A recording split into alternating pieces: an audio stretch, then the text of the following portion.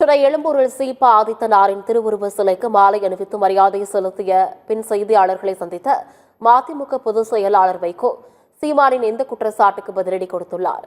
சோதனைக்கு எல்லாம் அஞ்சுகிறவர் தமிழக முதலமைச்சர் அல்ல எனவும் புதிய புதிய புரட்சிகரமான திட்டங்களை முதலமைச்சர் செயல்படுத்தி வரும் நிலையில் எதிர்க்கட்சிகள் எதையாவது பேச வேண்டும் என்பதற்காக பேசிக் கொண்டிருக்கிறார்கள் என்று கூறி விமர்சித்துள்ளார்.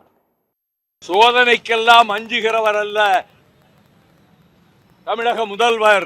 திராவிட மாடல் ஆட்சி நடத்துகின்ற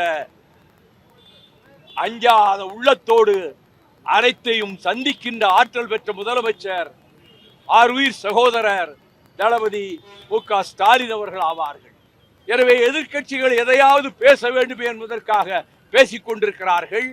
ஆனால் திராவிட முன்னேற்ற கழகம் இதுவரை இல்லாத புதிய புதிய சாதனைகளாக புரட்சிகரமான திட்டங்களை மாணவர்களுக்கு, மகளிருக்கு, வயது முதிர்ந்தோருக்கு, ஓய்வு பெற்றோருக்கு, விளையாட்டு வீரர்களுக்கு, அதை போல எல்லா துறைகளிலும் தனி முத்திரை பதித்து அவர் மக்கள் மன்றத்தில், மக்கள் இதயத்தில் சிறப்பான இடத்தை பெற்றிருக்கிறார் முதலமைச்சர்.